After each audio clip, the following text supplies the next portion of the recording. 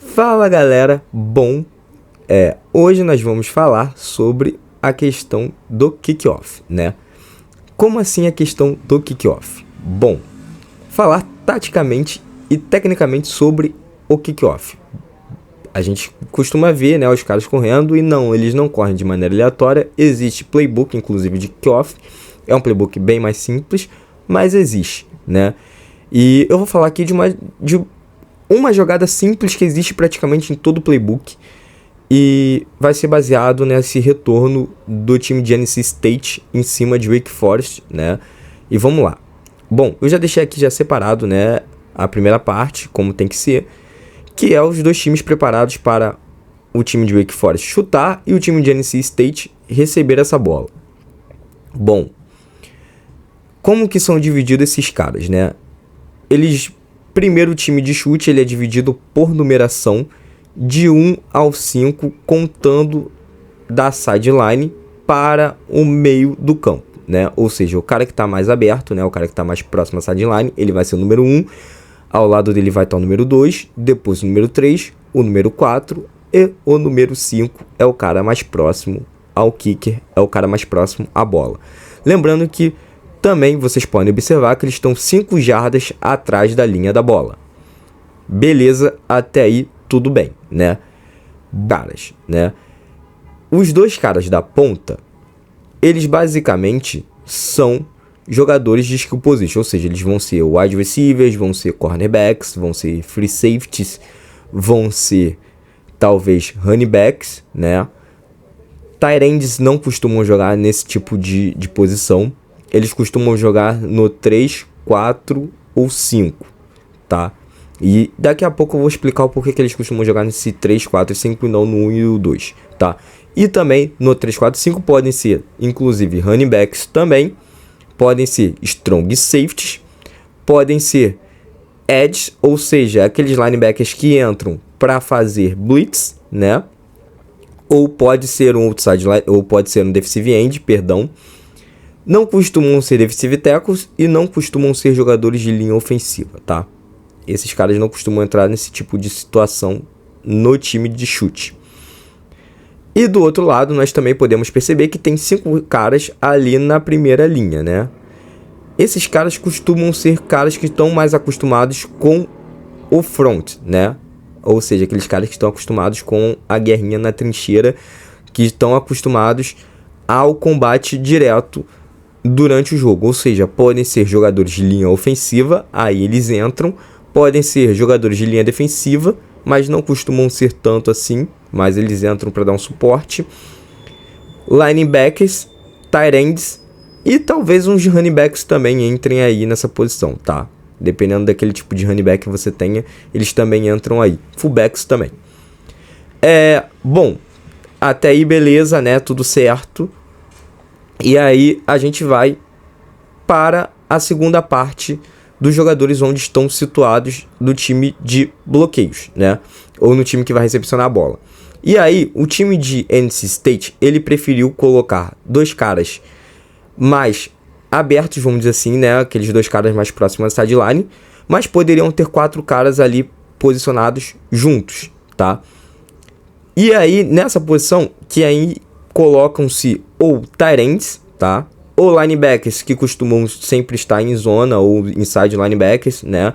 Ou outside linebackers que ficam mais centralizados, né? Aqueles caras tipo que não costumam entrar tanto assim em blitz, mas pode ser que também entre caras assim, que são os famosos edges, tá? Mas normalmente são caras que estão acostumados a estar no segundo nível ali vamos dizer assim, não no segundo nível em relação à secundária, mas sim atrás dos jogadores de front, tá? Praticamente. Os caras que cobrem zonas, são linebackers que cobrem zonas. Beleza. Também pode entrar running backs, fullbacks, tá? Também entram nesse tipo de situação, nessas posições. Ou seja, são caras que não estão acostumados tanto assim com front, tá? Mas que podem entrar para bloquear e é isso que eles vão fazer. E eles também podem pegar a bola, porque existe o squib kick, né? Que é aquele chute que é basicamente quicando para o meio do campo para conseguir, para o time que chuta não ter um retorno tão grande assim ou conseguir um fumble, né? Porque ali não são caras que estão acostumados a pegar a bola como um skill position, né? Beleza, nós vamos agora ao teoricamente terceiro nível, mas ele ainda continua sendo o segundo nível do time de bloqueio, que são esses caras internos que continuam sendo os que eu acabei de dizer, tá? Tight ends, linebackers, running backs, tudo bem? E ao fundo do campo, nós temos os dois retornadores. E aí, beleza, a gente vai começar de trás para frente, tá? Como assim esses dois retornadores? Bom, coloca-se dois retornadores dividindo pela metade do campo. Então um vai ficar no lado direito e o outro vai ficar no lado esquerdo, ou no início da endzone, ou na endzone. Vai depender de quem estiver chutando a bola do outro lado e como eles se sentem mais confortáveis, tá? Beleza. E aí, como que esses caras se dividem? Se a bola for para a direita, né? Basicamente o cara que está na esquerda ele vai sair para bloquear, ele sai correndo, toma a frente desse cara que vai pegar a bola, né? E aí automaticamente ele vira um bloqueador. Vice-versa, se a bola for na esquerda, o cara da direita ele vai tomar a frente para liderar o bloqueio para esse cara que vai começar a correr que a bola foi pelo lado dele, tá? Até aí beleza. E aí como a gente volta lá pro início, como que funcionam as questões dos jogadores de chute, né? Como que eles vão correndo assim? Eles correm aleatoriamente? Não. Lembra que a gente pontuou de 1 ao 5? Beleza, agora que as numerações vão fazer muito mais sentido. E por que é dividido daquela maneira? O 1 e o 2, eles ficam além dos números, né? Você percebe que eles ficam fora dos números, ficam muito próximos da sideline, né? Esses caras aí, eles vão correr em direção ao fundo do campo, assim como os outros, mas eles vão correr... em um determinado momento, eles vão se cruzar, tá? Vai rolar um cruzamento entre eles, cujo esse cruzamento, o número 1, ele vai tentar forçar esse retornador a não correr pelo meio do campo, tá? Ele vai mirar no ombro interno, ou seja, o ombro que está virado para dentro do campo desse retornador para forçar esse cara a correr para fora. Porque assim, se o retornador pegar a bola e correr pro meio do campo, as chances dele tomar um tackle desse cara é muito grande, tá? E beleza. Automaticamente, o número 2, que ele começa mais próximo ao meio do campo, e automaticamente ele vai, como eles cruzam, né, e automaticamente ele vai para fora do campo. Ele faz o famoso contém, né? O que é o contém? A mesma função que acontece no contém de um jogador de linha defensiva ou um edge, né? Ele vai literalmente forçar com que esse retornador ele volte para o meio do campo e não ganhe totalmente a lateral do campo. Porque se ele ganhar a lateral do campo também é muito difícil para os jogadores bloquear, para os jogadores taclearem ele, e fica muito fácil para os bloqueios, tá? O cara ganhando a sideline é praticamente um ganho enorme no retorno ou até um touchdown. Então, assim, esse cara é exatamente para forçar ele a permanecer ali na região do campo, mas que não seja tão lateral, sabe? Seja ali próximo ao meio, mas não tão lateral. E também não deixar esse cara ganhar o meio do campo, porque é o meio do campo onde está mais povoado pelos jogadores de bloqueios. E aí que vem o 3, o 4 e 5. Esses caras eles vão correr literalmente pelo meio do campo, tá?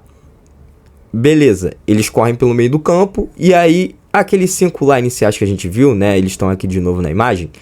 Esses caras, eles vão fazer esse combate inicial, tá? Eles vão pegar esses 3, 4 e 5 do lado direito e 3, 4 e 5 do lado esquerdo, tá? E vão simplesmente bloquear, mas eles têm que dar 10 passos para trás, tá? Eles têm que andar 10 jardas para trás para simplesmente começarem a bloquear. E aí que vem a situação. Eles têm que escolher um cara e tentar no máximo pressionar esses caras, segurar esses caras e não deixar esses caras passarem, né? Mas obviamente acaba passando. E aí que vem o ponto. A gente viu na jogada de NC State que funcionou. Por quê? Né? O Zonock Knight, ele teve chance de encontrar esses bloqueios pelo meio do campo, né? Ele não foi forçado a correr pelo lado de fora, né? Ele começa correndo pelo lado de fora, só que ele encontra os bloqueios pelo meio de campo. Foi isso que aconteceu, por isso que rolou o touchdown, tá? E aí que vem, os caras que estão no segundo nível do nosso time de bloqueios, né? Eles servem exatamente para conter os caras que vêm por fora, tanto o 2 quanto o 1, né? Por isso que são 4 jogadores, e é para também não deixar com que esses caras forcem com que o nosso querido retornador ele acabe se perdendo. Outra coisa interessante, tá? Que a gente acha que não acontece, mas isso é meio que uma lei, né? Você que é do time de bloqueio, você não olha a bola, tá? Quem olha a bola são os caras que estão no fundo do campo. Percebe-se que os caras estão olhando ali simplesmente para onde o retornador está indo. Os caras da primeira linha, eles não olham nem para trás. Eles correm olhando sempre para quem está simplesmente vindo na direção deles. Os caras que estão na segunda linha, ou seja, aqueles 4 caras que eu falei, que são tight ends, linebackers e tal, que é considerado segunda linha, por mais que tenham 2 linhas distintas, né, eles são considerados segunda linha de bloqueios. Esses caras, eles basicamente servem para conter esses caras que estão vindo pela lateral e não permitir que esses caras consigam forçar com que o retornador ele corra pela melhor maneira do time de chute, tá? E aí automaticamente tentar achar o meio do campo ou literalmente achar a lateral limpa. E aí vai depender de como tiver feito o desenho da jogada também. E como o cara quer se moldar em relação à corrida. Por isso que eles olham para o retornador, sabe? E obviamente tem um código entre eles também em relação a isso. E por último, né, os retornadores, o cara que lidera os bloqueios, ele vai encontrar também um desses caras que está vindo externamente, né? Tanto um quanto 2, para tentar bloquear. E se ele vê que os caras estão bem bloqueados, né, ele vai para o outro nível dos bloqueios. O cara tem que vir, né, externamente e observar do 1 e do 2 quem está sendo uma grande ameaça, e aí automaticamente ele não permitir que esse cara force com que o seu retornador ele simplesmente seja forçado a correr para dentro do time em direção, na verdade, não para dentro, mas em direção ao time de chute, né? Onde tem mais jogadores, porque a ideia é essa, tá? E aí, se ele não ver que basicamente tá 1 e o 2 ali livres, né? Já foram bloqueados, ele basicamente passa para o próximo nível e vê quem ali daquele famoso front, né?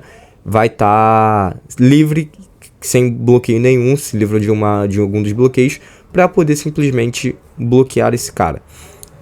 O vídeo ficou um pouco longo, né? O vídeo ficou longo até demais, mas espero que tenha sido bem explicativo, que vocês tenham entendido. Caso não tenham entendido alguma coisa, vocês podem perguntar, tanto no Twitter do Piadas NFL, quanto no meu Twitter pessoal, que é o @andrelimas95. O Instagram é a mesma coisa, tá?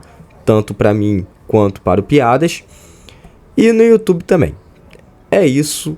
Até a próxima. Valeu!